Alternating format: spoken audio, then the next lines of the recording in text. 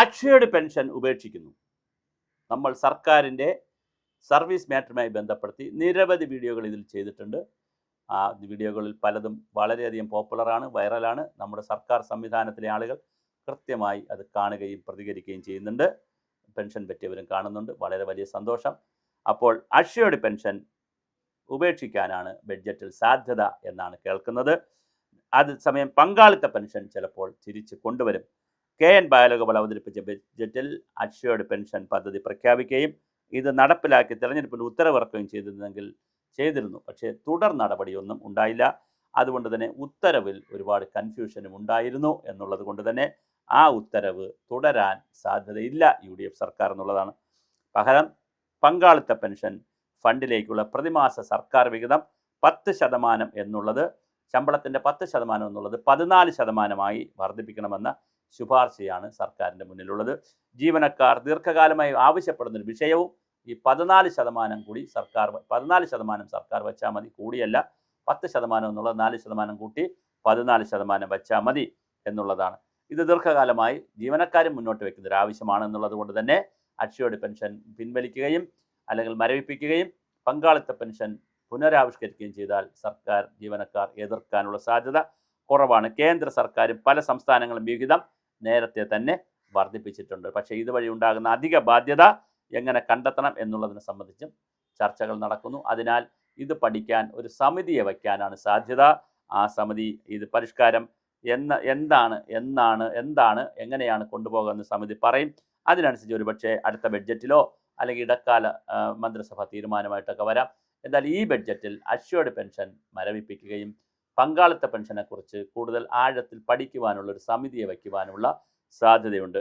DA കുടിശ്ശിക നൽകുക, ഭവന വായ്പാ പദ്ധതി പുനഃസ്ഥാപിക്കുക എന്നീ തീരുമാനങ്ങളും ജീവനക്കാർ പ്രതീക്ഷിക്കുന്നുണ്ട്. ഭവന വായ്പാ പദ്ധതി മുടങ്ങിയിരുന്നു, അത് വീണ്ടും പുനരാവിഷ്കരിക്കും എന്നാണ് ജീവനക്കാർ ആഗ്രഹിക്കുന്നത്. ബഡ്ജറ്റിൽ ജീവനക്കാർക്കുള്ള വിസ്മയം ഉണ്ടാകുമെന്നും മെഡിസെപ്പ് പദ്ധതി നിയമവശം നോക്കി അതെന്ത് ചെയ്യണമെന്ന് ആലോചിക്കുമെന്നും VD സതീശൻ മുഖ്യമന്ത്രി പറഞ്ഞിട്ടുണ്ട്. അപ്പോൾ പിന്നെ മെഡിസെപ്പ് എന്ന് പറയുന്നത് കൃത്യമായ ഒരു അഴിച്ചുപണിക്കുള്ള സാധ്യതയുണ്ട്. ശമ്പള കമ്മീഷൻ്റെ അഴിച്ചുപണിക്കും സാധ്യതയുണ്ട്. അത് നമ്മൾ നേരത്തെ റിപ്പോർട്ട് ചെയ്തിരുന്നതാണ്.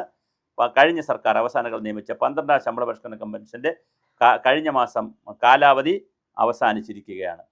3 മാസത്തിൻ്റെ കാര്യമായ പ്രവർത്തനമൊന്നും നടന്നില്ല എന്ന് മാത്രമല്ല നടക്കൂല എന്ന് നമ്മൾ വളരെ കൃത്യമായി പറഞ്ഞു. നിങ്ങൾ ഞങ്ങളുടെ സുഭാഷിതം ചാനലിന് ഒരു കയ്യടി തരണം.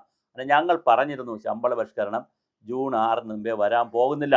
മാർച്ച് 6 വെച്ചു, മാർച്ച് 6 വെച്ചു, പിന്നെ 16 വെച്ചു, ഏപ്രിൽ 16, മെയ് 16, ജൂൺ 16. ജൂൺ 16 നാളെയാണ്. അപ്പോൾ അതുകൊണ്ട് തന്നെ ജൂൺ 6 അപ്പോൾ അത് അവസാനിച്ചു. അതുകൊണ്ട് തന്നെ കാര്യമായ ഒരു പ്രവർത്തനവും അത് നടന്നിട്ടില്ല. കമ്മീഷൻ നീട്ടണമെന്ന് ആവശ്യപ്പെട്ടെങ്കിലും സർക്കാർ ഒരു തീരുമാനവും എടുത്തിട്ടില്ല. LDF സർക്കാർ നിയമിച്ച കമ്മീഷനുമായി മുന്നോട്ട് പോകാൻ UDF സർക്കാരിനെ മുന്നോട്ട് പോകാൻ UDF സർക്കാരിന് താല്പര്യമില്ലാത്തതിനാൽ നിലവിലെ ചെയർമാൻ ഡോക്ടർ VP ജോയിയെ നിലനിർത്തി 2 അംഗങ്ങളെയും മാറ്റാൻ ധനവകുപ്പ് ആലോചിക്കുന്നുണ്ട്. അപ്പോൾ കൃത്യമായി ശമ്പള പരിഷ്കരണത്തിൻ്റെ പുതിയ സമിതി വരും എന്ന് ഞങ്ങൾ സൂചിപ്പിച്ചിരുന്നു. ഇനി VP ജോയി ഉൾപ്പെടെ മാറ്റുമോ? അദ്ദേഹം മുൻ ചീഫ് സെക്രട്ടറി ആയതുകൊണ്ട് ഒരുപക്ഷെ മാറ്റാൻ സാധ്യതയില്ല. എന്തായാലും രാജഗോപാലൻ നായർ, അഡ്വക്കേറ്റ് രാജഗോപാലൻ നായർ, അദ്ദേഹം ദേവസ്വം ബോർഡ് പ്രസിഡൻ്റൊക്കെ ആയിരുന്നു. അദ്ദേഹത്തെ പിൻവലിച്ചു, അദ്ദേഹം രാജിവെച്ചു എന്നാണ് തോന്നുന്നത്. പിന്നെ 2 റിട്ടയറായ അഡീഷണൽ സെക്രട്ടറിമാരുണ്ടായിരുന്നു, അഡീഷണൽ സെക്രട്ടറിമാർ, അവരും കാണില്ല. ഇനി അകത്തുള്ളൊരു അഡീഷണൽ സെക്രട്ടറി ഉണ്ട്, അവരെ പിൻവലിച്ചിട്ടുണ്ട്. അത് LDF വെച്ച കാൻഡിഡേറ്റാണ്, അവരെ പിൻവലിച്ചിട്ടുണ്ട്. പുതിയ സമിതിയെ വയ്ക്കാനാണ് സാധ്യത. ആവശ്യത്തിന് സമയം കൊടുക്കാനും സാധ്യതയുണ്ട്. മറ്റതൊരു ഇലക്ഷൻ ഗിമ്മിക്കായിരുന്നു. 3 മാസം സമയം കൊണ്ട്, അത് എല്ലാവർക്കും അറിയാവുന്ന കാര്യമാണ്. ഒരു ശമ്പള പരിഷ്കരണ കമ്മീഷൻ ഇവിടെ കേന്ദ്ര ഗവൺമെൻറ്റിൽ 18 മാസം 19 മാസമൊക്കെ എടുത്തിട്ടാണ് ചെയ്തത്. പിന്നെ അത് 10 വർഷത്തിലൊരിക്കലാണെന്ന് പറയാം.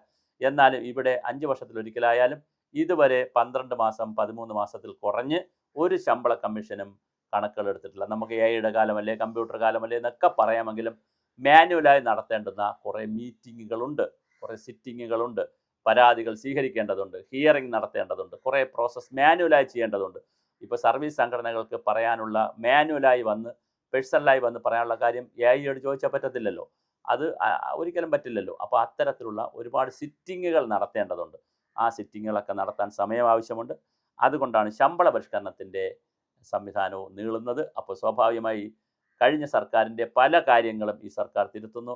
അഷ്യോർഡ് പെൻഷൻ മാറ്റി പങ്കാളിത്ത പെൻഷൻ്റെ തുക കൂട്ടുന്നു, സർക്കാരിൻ്റെ ശതമാനം കൂട്ടുന്നു. മെഡിസെപ്പ് കൃത്യമായ പുനരവലോകനത്തിന് തയ്യാറാകുന്നു. ശമ്പള പരിഷ്കരണ കമ്മീഷൻ, വീണ്ടും പുതിയ കമ്മീഷൻ വരാനുള്ള സാധ്യത, അല്ലെങ്കിൽ പുതിയ അംഗങ്ങൾ വരാനുള്ള സാധ്യത, അങ്ങനെ എല്ലാ കാര്യത്തിലും ഒരു പുതുമ വരുന്ന രീതിയാണ് കണ്ടുവരുന്നത്. എന്തായാലും UDF സർക്കാർ വന്നതിന് ശേഷം വലിയ പ്രതീക്ഷയാണ് ജനങ്ങൾക്ക് കൊടുത്തിരിക്കുന്നത്. ഓരോ ദിവസവും ജനക്ഷേമകരമായ നിരവധി കാര്യങ്ങളാണ്. ഇന്നിപ്പോൾ നമ്മൾ സംസാരിക്കുമ്പോൾ സൗജന്യ ബസ് യാത്ര സ്ത്രീകൾക്ക് രാവിലെ 9 മണി മുതൽ, ഉദ്ഘാടനം കഴിഞ്ഞേ കിട്ടിയിട്ടുള്ളൂ, 8:30 വരെ പോയവർ ടിക്കറ്റ് എടുത്തു. പക്ഷെ 9 മണിക്ക് ശേഷം ടിക്കറ്റ് എടുക്കാൻ, ഉദ്ഘാടനം കഴിഞ്ഞതിന് ശേഷം ടിക്കറ്റ് എടുക്കേണ്ട കാര്യമില്ല. അങ്ങനെ വളരെ വലിയ തോതിലുള്ള വിസ്മയ പരിപാടികളുമായി പോകുന്നു. ഇതിനകത്തുള്ള മറ്റ് വിസ്മയങ്ങൾ ഞാൻ പറഞ്ഞ പോലെ ഭവന വായ്പയെ സംബന്ധിച്ചും, അതുപോലെ തന്നെ ലീവ് സറണ്ടറിനെക്കുറിച്ചും, മെഡിസെപ്പിനെക്കുറിച്ചും, പങ്കാളിത്ത പെൻഷനെക്കുറിച്ചും, അതുപോലെ തന്നെ DA ക്രമപ്പെടുത്തുന്നതിനെക്കുറിച്ചുമൊക്കെയുള്ള ഒരുപാട് വിസ്മയങ്ങൾ കൃത്യമായി ബഡ്ജറ്റിൽ ഉണ്ടാകുമെന്നാണ് മുഖ്യമന്ത്രി സൂചിപ്പിച്ചിരിക്കുന്നത്. നമുക്ക് എന്തായാലും ഈ വിഷയങ്ങൾ എന്തെന്ന് നമുക്ക് കാത്തിരുന്ന് കാണാം. എന്തായാലും തുടക്കമായതുകൊണ്ട് സർക്കാർ തുടങ്ങി ആദ്യ സമയത്ത് തന്നെ പറയുന്ന കാര്യങ്ങൾ നമുക്ക് വിശ്വാസത്തിലെടുക്കാം. ഏതെങ്കിലും തരത്തിലുള്ള ഡിലേയോ മറ്റു പ്രശ്നങ്ങൾ വരികയാണെങ്കിൽ അതിനനുസരിച്ച് നമുക്ക് നമ്മുടെ കാര്യങ്ങൾ നമുക്ക് ജനങ്ങളോട് പറയാം. എന്തായാലും എപ്പോഴും സത്യത്തിനോടും നേരിനോടും ഒപ്പം സർക്കാർ ജീവനക്കാരോടൊപ്പം ഞങ്ങളുണ്ട്. ഞങ്ങളെ സംബന്ധിച്ചിടത്തോളം ഒരുപക്ഷെ കേരളത്തിൽ സർക്കാർ ജീവനക്കാരുടെ വിഷയങ്ങൾ ഏറ്റവും കൂടുതൽ ചെയ്യുന്നത്, നിരന്തരം ചെയ്യുന്നത്, തുടർച്ചയായി ചെയ്യുന്നത് സുഭാഷിതം ചാനലും ഗ്ലോബൽ മലയാളി ന്യൂസുമായിരിക്കും.